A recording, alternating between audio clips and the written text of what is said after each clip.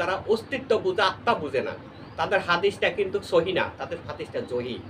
এই দেহটা হলো একটা মনের ঠিকানা, এই দেহের মধ্যে প্রাণ আছে, যেখানে মনও আছে সেখানে। আমার মন যাবে যেখানে, আমার দেহ যাবে সেখানে। সমস্ত নেক কর্মের ঠিকানাই হলো এই অস্তিত্ব। এই অস্তিত্ব যেখানে আছে, ভালো মন্দ সকল কর্মের ফলাফল কিন্তু এইখানে জমা থাকে। এই দেহ থেকে যখন পরাণ পাখি একদিন উড়ে যাবে, তখনই এই ভালো আর মন্দ কর্মের ফলাফল আল্লাহর কাছে জমা হয়ে যাবে।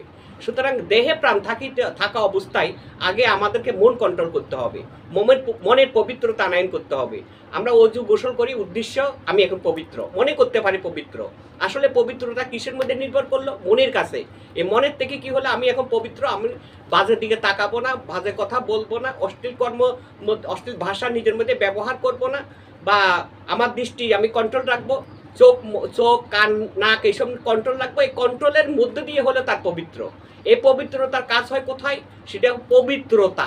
পবিত্রতা নিজের মধ্যে অর্জন হয়, সে নিজে এখন পবিত্র হিসাবে গণ্যিত হয়ে যায়, বা তার মধ্যে পবিত্র আছে, অস্তিত্ব পবিত্র, তার মন পবিত্র, সব পবিত্র। এই পবিত্র দিয়ে কি হয়ে যায়? আত্মার সাথে পবিত্র যুক্ত হয়ে যায়। এই আত্মা কি হয়? জাগ্রত হয়, তাজা হয়, আলোকিত হয়। এই আলোকিত আত্মাটাই আল্লাহর কাছে যাইয়া হাজির হয়। সেখানে আল্লাহ তাকে প্রিয় বান্দা বা বন্ধু হিসেবে বরণ করে নেয়। সমস্ত এবাদতের মূলে লক্ষ্য হলো আল্লাহর বন্ধুর সাথে সম্পর্ক করা। আল্লাহর বন্ধুর সাথে যে ব্যক্তি সম্পর্ক করতে পারে, সে ব্যক্তি ভালো পথে চলতে পারে, ভালো নির্দেশনা গ্রহণ করতে পারে, এবং তার মধ্যে ধীরে ধীরে পবিত্রতা অর্জন হইতেই থাকে। আর যারা আল্লাহর বন্ধুকে শুধু মুখে মুখে মানলো, কলমার মাধ্যমে মানলো, সম্পর্ক করলো না, তাদের সাথে রাসূলের সম্পর্ক হবে না। পবিত্র কোরআন শরীফের মধ্যে একাধিক আয়াতে সূরা রয়েছে। যেমন একটা সূরা রয়েছে সূরা বাকারা। সূরা বাকারার মধ্যে একটা আয়াতের মধ্যে বলা হয়েছে নামাজের কথা, জাকাতের কথা। নামাজ প্রতিষ্ঠিত করো, জাকাত আদায় করো। বলা হয়েছে তোমরা তোমাদের মুখমণ্ডলটাকে পূর্ব দিক পশ্চিম দিকে ফিরিয়ে এসো, এতে তোমার এবাদত না।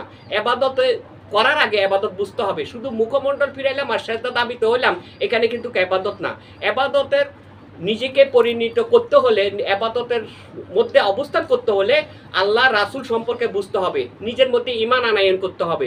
ঈমান আনয়ন করার মূল বিষয়টা হলো প্রথমে আল্লাহর উপরে ঈমান আনয়ন করতে হবে। এই সৃষ্টি জগতের মালিক আল্লাহ পাক রব্বুল আলামিন, সেক্ষেত্রে আমি আল্লাহর উপরে ঈমান আনলাম। তারপরে হলো আল্লাহর ফেরেশতাগণের উপরে ঈমান আনতে হবে, এবং আল্লাহ কিতাবের উপরে ঈমান আনতে হবে। যে সকল কিতাবের মাধ্যম দিয়ে আমরা আমাদের ভবিষ্যৎ পথটাকে পরিষ্কার করতে পারলাম, কর্মের মাধ্যমে জীবনটাকে আলোকিত করতে পারলাম, সেই কিতাবের উপরে ঈমান আনতে হবে, এবং নবী রাসূলগণের উপরে ঈমান আনতে হবে। তারপরে যদি তুমি আল্লাহকে ভালোবেসে আল্লাহর নামে খরচ করতে পারো, জাকাত আদায় করতে পারো, নিশ্চয়ই আল্লাহ তোমার উপরে সন্তুষ্ট থাকবেন। এবং নামাজ প্রতিষ্ঠিত করো। নামাজের কথা এই আয়াতের মধ্যে বলা হয়েছে। এখন নামাজ আমরা করতেছি, পড়তেছি, ছাড়তেছি, সত্য পড়তেছি, ছাড়তেছি, এখানে প্রতিষ্ঠিত না। প্রতিষ্ঠিতর বিষয়টা হলো আমি নামাজ ধরলাম আর আমি নামাজ ছাড়লাম। নামাজের মূলের অর্থ হলো আমি আল্লাহকে ভয় করলাম, আল্লাহর কাছে নত স্বীকার করলাম, দুনিয়ার থেকে পৃথক হইয়াই আমি আল্লাহ আল্লাহ জপন করলাম। আল্লাহ আল্লাহ জপনের মাধ্যম দিয়ে হয়ে যায় জিকির। আর জিকিরের কথা কিন্তু কোরআন শরীফের মধ্যে বলা হয়েছে আল্লাহ পক্ষ হতে সরাসরি, ইয়া আইয়ুহাল্লাযীনা আমানু যিকুরুল্লাহা যিকরান কাসীরান ওয়া সাব্বিহু বুকরাতান ওয়া আসিলা। হে বিশ্বাসীগণ, তোমরা অত্যাধিক জিকির করো, সকাল সন্ধ্যা তাসবিহ পাঠ করো। তাহার শব্দটিকে বোঝানো হচ্ছে আল্লাহর বন্ধুকে। তা আল্লাহর বন্ধুকে ইঙ্গিত করা হয়েছে। এখন সেই বন্ধুকে আমি পাইলাম না, আমি ধরলাম কারে? ইমাম, মসজিদের ইমাম সাহেবকে।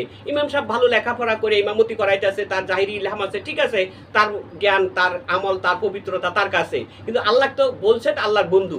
আল্লাহর বন্ধু তারা হইতে পারে যারা দুনিয়াটাকে বিসর্জন দিয়ে আল্লাহর নামে উৎসর্গ ঘোষণা করতে পারছে, কোনো রকম সমাজে বেঁচে রয়েছে, তারাই হলো আল্লাহর বন্ধু। কারণ তাদের মধ্যে দুনিয়ার কোনো লোভ নাই যেখানে, গুনাহও নাই সেখানে, তারা সবসময় পবিত্র থাকে। ওই পবিত্র মানুষের সাথে সম্পর্ক করতে পারলে অবশ্যই রাসূলের সাথে সম্পর্ক হয়ে যাবে, আল্লাহর সাথে সম্পর্ক হয়ে যাবে। তাহলে আমাদের চলার পথটা সুন্দর হয়ে যাবে। এই সুন্দর চলার পথ দিয়েই নিজেকে তৈরি করার মূলত উপায়। আমরা সবসময় ভালো থাকার চেষ্টা করব এবং এইভাবে কর্ম করার চেষ্টা করব। এই কর্মের মাধ্যম দিয়ে নিশ্চয়ই আমাদের জীবনের মধ্যে সুফল আনয়ন করা হবে। এই সুফল আমরা পরকালে ভোগ করতে পারবো। সকলের প্রতি সালাম, আসসালামু আলাইকুম।